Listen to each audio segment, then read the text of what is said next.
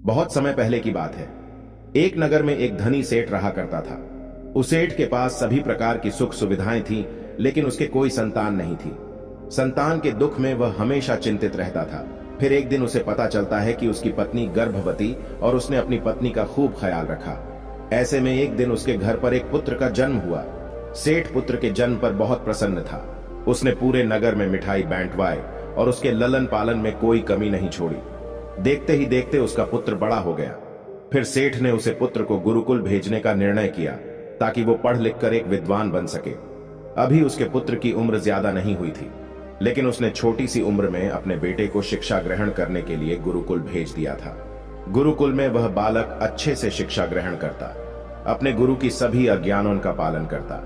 ऐसे में वह बालक धीरे धीरे वहां का सबसे होनहार विद्यार्थी बन गया। गुरुकुल में उसे बालक ने सारे वेद पुराण और शास्त्रों का अध्ययन किया और बहुत बड़ा विद्वान बन गया, अर्जित कर लिया।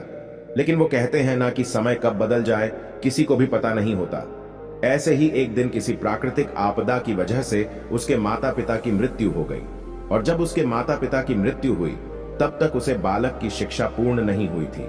और जब उसे बालक ने इस खबर को सुना कि उसके माता पिता अब इस दुनिया में नहीं रहे और उनका सब कुछ बर्बाद हो चुका है, तो उसे बालक का इस सांसारिक मोह माया से मैन उठ गया। उसके बाद उसे बालक ने नीचे किया कि वह गुरुकुल से शिक्षा पूर्ण करने के बाद अपना संपूर्ण जीवन लोगों की भलाई में व्यतीत करेगा। फिर जब उसे बालक की शिक्षा पूर्ण हो गई तो उसके बाद वह बालक सन्यासी बन गया और वह सांसारिक वस्तुओं से दूर हिमालय के जंगल में चला गया। जंगल में जाकर उसने वहां लंबे श्यामे तक तपस्या की। तपस्या पूर्ण करने के बाद उसे सन्यासी ने लोगों को शिक्षा देना आराम कर दिया। समय के साथ साथ उसे सन्यासी की चर्चा चारों तरफ होने लगी और दूर दूर से लोग उसके पास शिक्षा ग्रहण करने आने लगी, और बहुत से लोग उनके पास अपनी समस्याओं का समाधान खोजने के लिए भी आने लगी। सन्यासी सभी लोगों की समस्याएं बढ़िया आसानी से सुलझा देता, जिस वजह से वह पूरे राज्य में मशहूर हो गया था।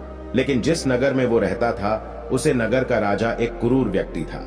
जब राजा को उसे सन्यासी के बारे में पता चला तो उसने उसे सन्यासी से मिलने का निश्चय किया। अगली सुबह को राजा अपने महल से निकलकर उसे सन्यासी से मिलने के लिए निकल गया, और फिर वो उसे कुटिया पर जाकर पहुंच गया। वहां पहुंचकर जब राजा ने उसे सन्यासी को देखा तो वह देखता ही रह गया। उसके चेहरे पर एक अलग ही देश था। जब वह सन्यासी के पास पहुंचा तो उसे बड़ी अपार शांति का अनुभव हुआ। उसे राजा ने उसे सन्यासी को प्रणाम किया और मेरे पास बैठ गया और उसे वार्तालाप करने लगा। वो राजा पहले ही मुलाकात में उसे सन्यासी के व्यक्तित्व से इतना प्रभावित हुआ कि उसने उसी समय से अच्छाई की राह पर चलने की ठन ली, और मैन ही मैन सोचने लगा कि इतनी छोटी सी मुलाकात में यह सन्यासी मुझे इतना बदल सकता है, तो अगर यह हमेशा मेरे साथ ही रहने लगे तो मेरी तो जिंदगी बदल जाएगी। और यही सोचकर राजा सन्यासी से अपने महल चलने के लिए आग्रह करने लगा। राजा का आग्रह सुनकर सन्यासी माना नहीं कर पाया और वो राजमहल चलने को तैयार हो गए। फिर राजा सन्यासी को लेकर राजमहल की ओर चल दिया। राजमहल पहुंचने पर राजा ने सन्यासी का खूब आदर सत्कार किया, और उसके बाद राजा ने सन्यासी को एक सही कमरे में भोजन करवाया। भोजन के पक्ष सन्यासी ने राजा को धन्यवाद दिया और राजा से जाने की आज्ञा मांगी। यह सुनकर राजा ने कहा कि आप हमारे बाग में जब तक चाहे तब तक रह सकते हैं। आपको यहाँ पर किसी भी प्रकार की कोई असुविधा नहीं होगी, और आप यहाँ रहेंगे तो हमारी प्रजा को भी अच्छा लगेगा और हमें भी अच्छा लगेगा। यह सुनकर सन्यासी ने राजा का प्रस्ताव स्वीकार कर लिया। उसके बाद राजा ने सेवकों से कहा कि सन्यासी महाराज के लिए बगीचे में रहने का, खाने का और वस्त्र आदि का प्रबंध किया जाए।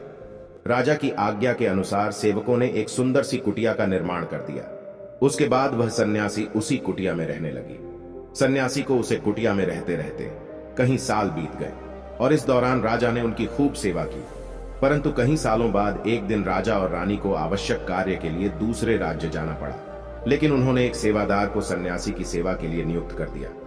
परंतु वह सेवादार राजा के जाने के बाद बीमार पड़ गई और अपने घर चला गया, और कभी लौटकर वापस नहीं। तो सन्यासी ने क्रोध में आकर उसे राजा को खूब सुनाया हो।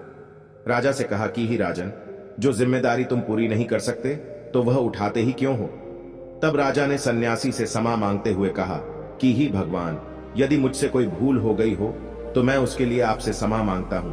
मुझे क्षमा कर दीजिए और आप अपना क्रोध शांत कीजिए और मुझे बताइए कि आखिर हुआ क्या है।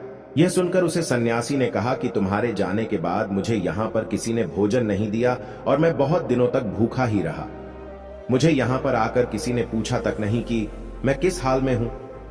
यह सुनकर राजा ने सन्यासी से क्षमा मांगी और कहा कि ही भगवान, आज के बाद में ऐसी कोई भी गलती नहीं होगी। फिर कुछ देर बाद मामला शांत हो गया। जब राजा और सन्यासी के बीच वार्तालाप हो रही थी तो रानी भी यह सब वार्तालाप चुपके सुन रही थी और सब कुछ देख रही थी। उसके बाद राजा ने उसे सन्यासी को कोई भी शिकायत का मौका नहीं दिया और उसकी खूब सेवा की। परंतु कुछ दिनों बाद राजा को फिर किसी आवश्यक कार्य से अपने राज्य से बाहर जाना पड़ा। लेकिन इस बार राजा ने राज्य से बाहर जाने से पहले अपनी रानी को कहा कि जब तक मैं नहीं आऊं तब तक आप स्वयं सन्यासी की देखभाल करोगे। यह सुनकर रानी ने कहा कि जी महाराज, आप निश्चित होकर जाइए, मैं सन्यासी महाराज की अच्छे से देखभाल करूंगी। उसके बाद रानी हर रोज भोजन बनाकर सन्यासी महाराज को भेज देती थी। लेकिन एक दिन रानी नहाने के लिए चली गई और सन्यासी को भोजन देना भूल गई। सन्यासी ने काफी देर तक भोजन का इंतजार किया, लेकिन जब भोजन नहीं आया तब सन्यासी सोच में पड़ गया कि आज खाना क्यों नहीं आया। उसके बाद सन्यासी ने सोचा कि वह खुद महल में जाकर देखेगा कि आखिर अब तक खाना कंटिन्यू नहीं आया, और फिर वह महल पहुंच गया। जब वह महल के अंदर पहुंचा तो वहां उसकी नजर रानी पर पड़ी। रानी के लंबे लंबे गाने काले केस जो कि उसकी कमर पर लहरा रही थी, उसकी कजरारी आंखें जो देखने मात्रा से ही घायल कर दे, उसकी हिरानी जैसी चाल, रानी के इतने सुंदर रूप को देखकर सन्यासी चिकित्स हो गया और रानी की सुंदरता सन्यासी के मैन में घर कर गई और वह वहां से बिना कुछ कहे ही अपनी कुटिया में लौट आया। सन्यासी रानी के रूप की सुंदरता को भुला ना सका और वह खाना पीना छोड़कर अपनी कुटिया में पड़ा रहा। उसने कई दिनों तक कुछ भी नहीं खाया, जिस वजह से वह बहुत कमजोर हो गया। फिर कुछ समय बाद राजा वापस लौटे और जब उसे सन्यासी की हालत का पता चला तो वह सीधे सन्यासी के पास पहुंच गए और बोले कि ही भगवान, क्या बात है, आपको क्या हो गया और आप इतने कमजोर कैसे हो गए? चिंता है और आप किस गहरी सोच में डूबे हो? क्या मुझसे कोई भूल हो गई है? तब सन्यासी ने कहा कि नहीं राजन, आपसे कोई भूल नहीं हुई है। यह सुनकर राजा ने कहा, तो फिर क्या बात है, आप मुझे बताइए, मैं आपकी परेशानी जरूर दूर करूंगा। यह सुनकर सन्यासी ने राजा से कहा कि ही राजन, मैं आपकी रानी की अद्भुत सुंदरता को देखकर उनकी सुंदरता के फेर में पड़ गया हूं और अब मैं रानी की बिना जिंदा भी नहीं रह सकता। यह सुनकर राजा हैरान हो गया और कुछ देर सोचने के बाद राजा ने उसे सन्यासी से कहा, मैं आपको रानी दे दूंगा। यह सुनकर सन्यासी बहुत पसंद हुआ। फिर राजा सन्यासी को लेकर महल चले गए और जब राजा और सन्यासी महल पहुंचे तो उसे दिन रानी ने अपने सबसे सुंदर वस्त्र और गहने पहने हुए फिर राजा रानी के पास पहुंचे और राजा ने रानी से कहा कि कोई सन्यासी की मदद करनी चाहिए। यह बहुत कमजोर पड़ गए हैं और मैं नहीं चाहता कि किसी ज्ञानी पुरुष की हत्या का कलंक मेरे सर पर लगे। उसके बाद राजा ने रानी से पूछा कि क्या आप यह पाप अपने सर पर लेना चाहती हैं? राजा की यह बात सुनकर रानी ने राजा से पूछा कि आखिर इन सन्यासी के इस दुख का कारण क्या है। तो राजा ने रानी से कहा कि सन्यासी आपकी अद्भुत सुंदरता के दीवाने हो गए हैं। राजा की यह बात सुनकर रानी ने कहा कि राजन, आप चिंता मत करिए, अब आप सब कुछ मेरे ऊपर छोड़ दीजिए। मुझे पता है कि मुझे अब क्या करना है। उससे आपके ऊपर ना तो सन्यासी की हत्या का पाप लगेगा और ना ही उससे मेरे पवित्र धर्म का नाश होगा। रानी की यह बात सुनकर राजा ने रानी को सन्यासी को सौंप दिया। उसके बाद सन्यासी रानी को लेकर कुटिया पर पहुंचे। जब रानी सन्यासी की कुटिया पर पहुंची तो रानी ने सन्यासी से कहा कि हमें रहने के लिए घर चाहिए, हम इस झोपड़ी में नहीं रह सकते। यह सुनकर सन्यासी राजा के पास गया और राजा से जाकर बोला कि हीराजान, हमें रहने के लिए घर चाहिए। सन्यासी की बात सुनकर राजा ने उनके लिए घर का प्रबंध कर दिया। फिर सन्यासी रानी को लेकर घर पहुंचा।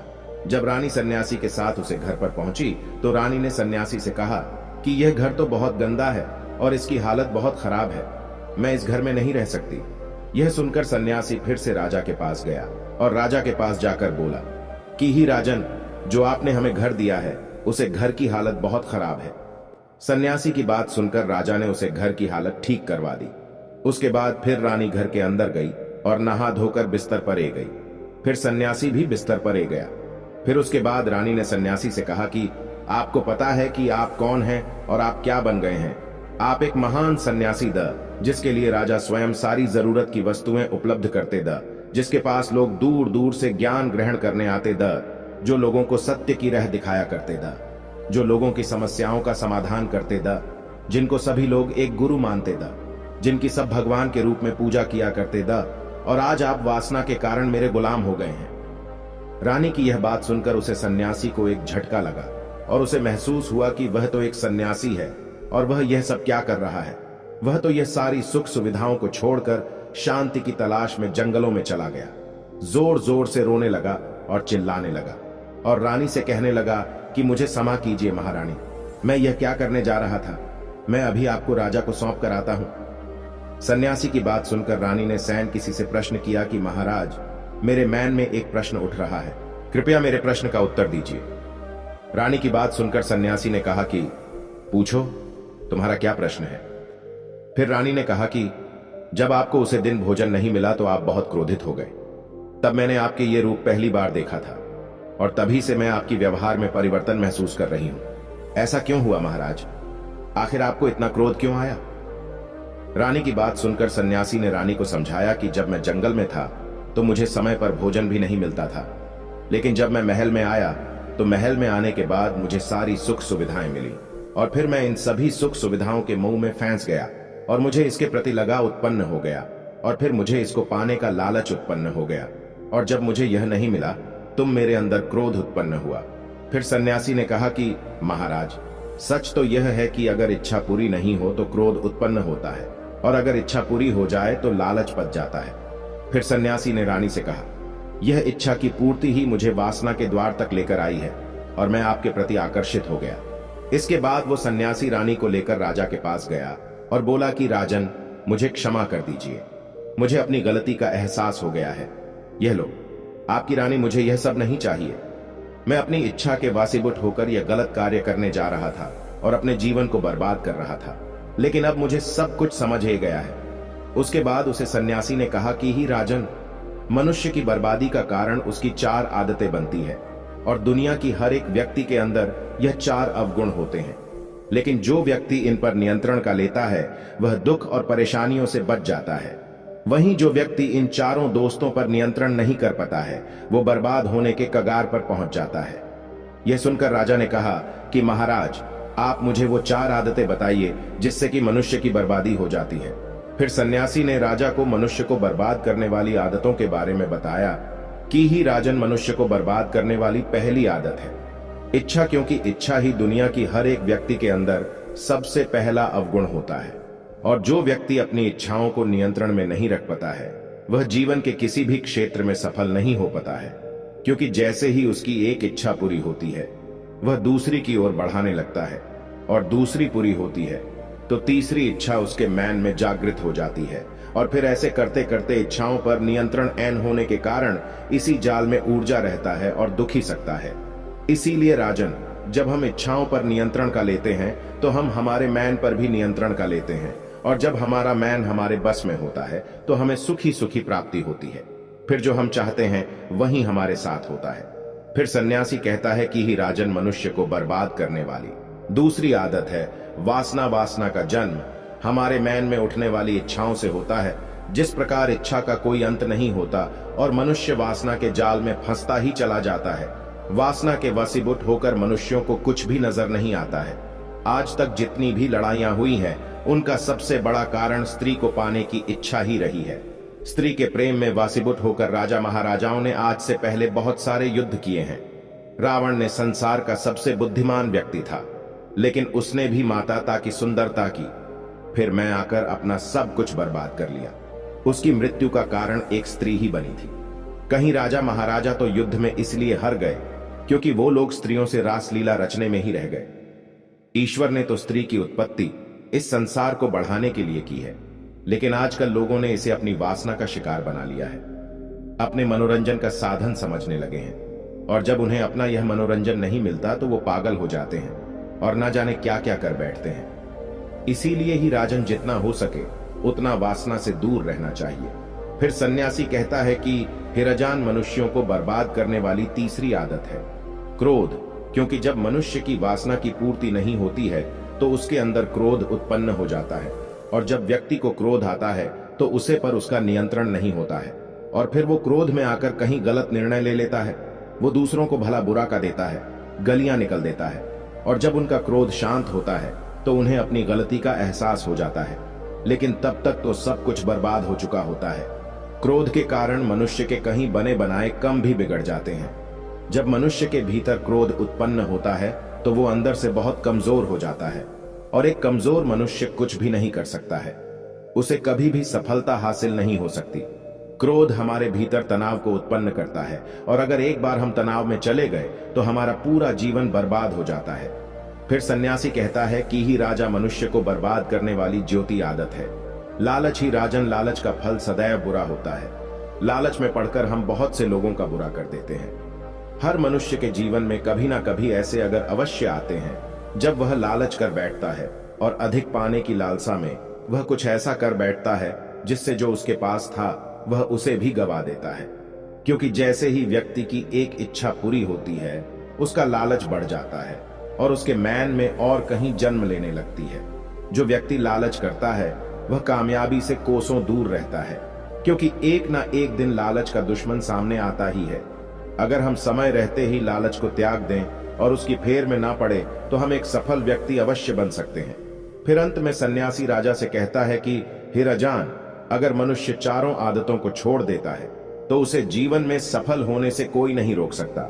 जो इन आदतों को नहीं छोड़ता है उसे जीवन में बर्बाद होने से कोई रोक सकता। मैं एक सन्यासी होकर इसकी फिर मैं पद गया था तो सामान्य मनुष्य तो इससे बच नहीं सकता। इसीलिए ही राजन मनुष्यों को इन आदतों से हमेशा बचाना चाहिए। दोस्तों, इस वीडियो में बस इतना ही। मिलते हैं अगली वीडियो में। धन्यवाद।